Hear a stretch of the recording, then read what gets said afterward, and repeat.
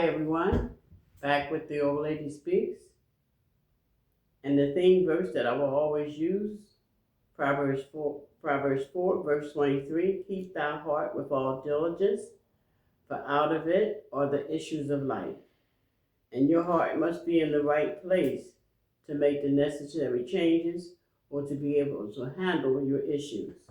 And today we're going to talk about the husband. When a man and woman gets married, the man must leave his parents and cleave to his wife.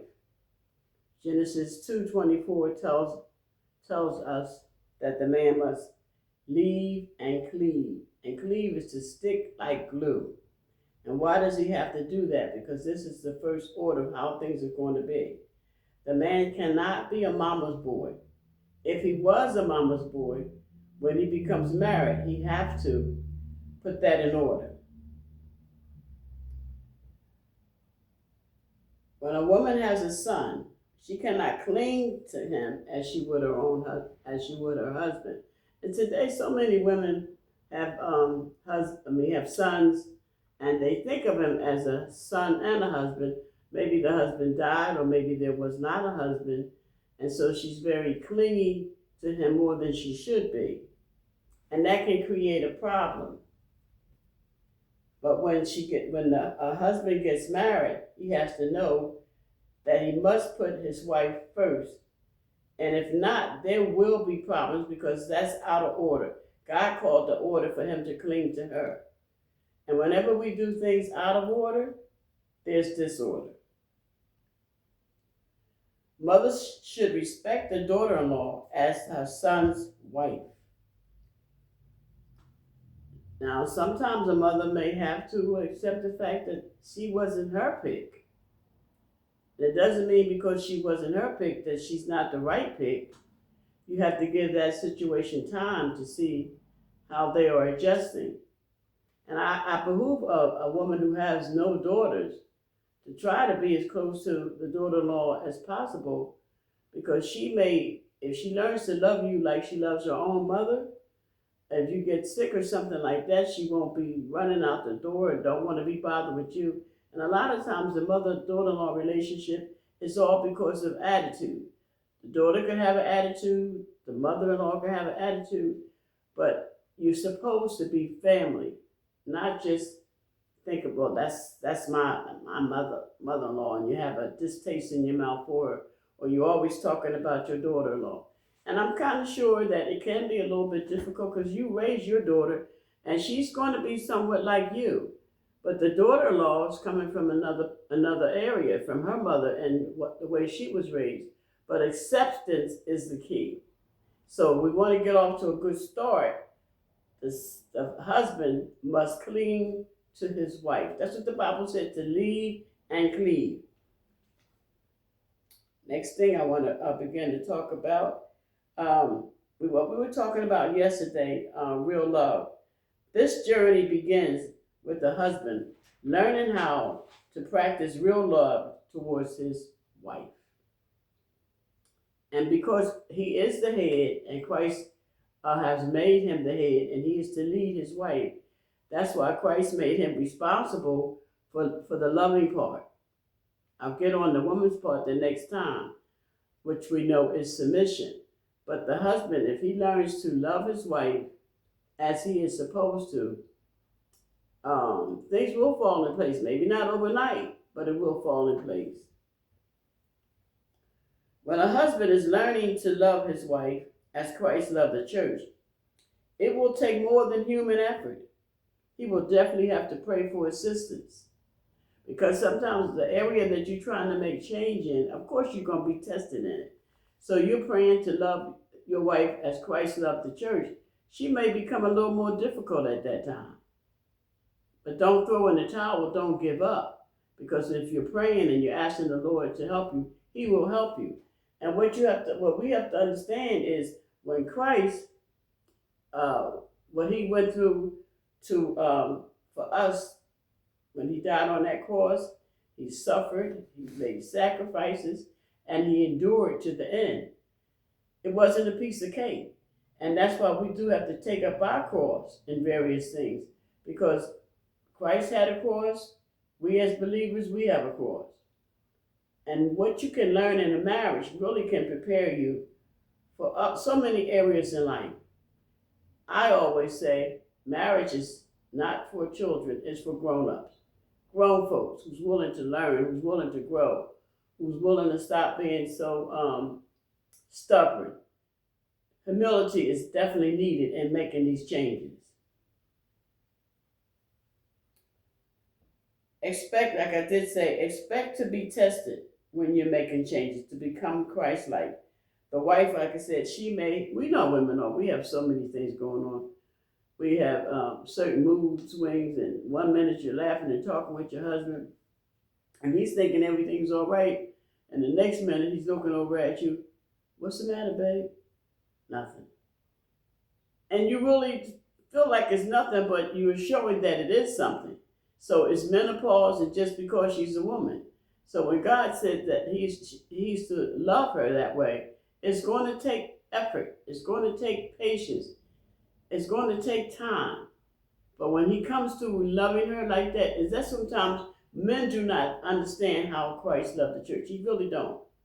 We say it, we read it in scripture, but they don't know what it all entails. What does he have to do to really love her like Christ loved the church? He has to come out of his personality a lot of times. And he has to be loving. And I like another verse too about the husband loving his wife. Colossians 3:19. Excuse me, can you go with me to Colossians 3:19? It says, husbands, love your wives and be not bitter against them. And that is really talking about the things you have to do for your wife, or the things that you should do. Don't be cranky and irritable. Do it with love. I think about my husband when I was going to the clinic some years ago because I didn't have insurance anymore. And once he came out on disability, and then I got the insurance back when I was 65 years old. So I'm going to the clinic. He goes to the clinic with me, which was a little distance from my home. And the thing about that, he was willing to take me whenever I had an appointment, and he was just as sweet about it. And then I could not get my medicine while I was there. We would have to come back the following week. And he would go back the following week, and he would pick up the medicine with a smile. Okay, babe, I'm going to get the medicine. Never irritable, never made me feel like I'm getting on his nerves. He kept that to himself. He did everything lovingly. And that's what I encourage the men to do, because which we're going to get to the submission part. A lot of women have a lot of problems with submission. But if that husband is loving you like Christ loved the church, you'll find it easy to submit. How can you refuse to love like that? When the man is making sacrifices, he's putting you first, and he's doing everything in his power to show you that he loves you. He's not selfish, he's selfless.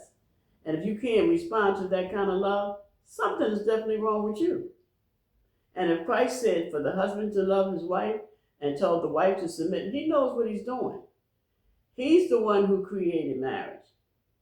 He knows how it works. And that's why there's so many problems going on, because we want to change it to fit like we want it to fit. And you can't. He made it to work the way he wants it to work. So what we have to do when we get married, you have to understand, we really don't know how to be a wife and a husband. We might have seen your parents, and they did a good job with theirs, some of them. But when you're doing it, it's nothing like having your own experience. You see a good marriage, but how do you make it? You don't know on your own. So you have to be willing to humble yourself to the word, apply the principles that's necessary, because one thing I can tell you for sure, you will not get married and live happily ever after without the work that's required. Totally impossible. There's work in this, but I think about what my husband and I went through, and when all of the work part was over, because there comes a time when you don't have to work as hard. You can finish each other's sentences because you know each other well, You don't have to guess. Did you say something wrong? You get to that place of knowing him. But you have to take the time to know him. He has to take the time to know you. And I remember I got married April 1969. And the work that we put in, and we were married 55 years, and the Lord took him home. He had dementia. But I don't regret, not once, the sacrifices I made. I don't regret all that was required for Howard and I to become one. And I suggest, don't do as all these people are doing today, getting married and saying, I do till death do you part. Next thing you know, it's over. And many put a whole lot of money in these weddings that's not going to last. You have to work. Anything worthwhile and worth having requires work. Don't think you're going to get out of it any other way. So I hope I'm saying something to somebody who needs it. And I'm enjoying this because I know many people don't know. You get married and you just think it's all about me and make me happy. Because I once thought my husband was supposed to make me happy. That's too much of a responsibility to put on somebody. I didn't even know how to be happy. I didn't even know what made me happy. But he's supposed to make me happy. No, it's more to life than that. You're supposed to make yourself come into the relationship being happy as you can alone. But now I have a partner that I can enjoy happiness with, but it's not his responsibility to make me happy. The Bible says, the man who trusts God, happy is that man. Put your trust in him, and you will be happy. So until next time, I look forward to being with you again.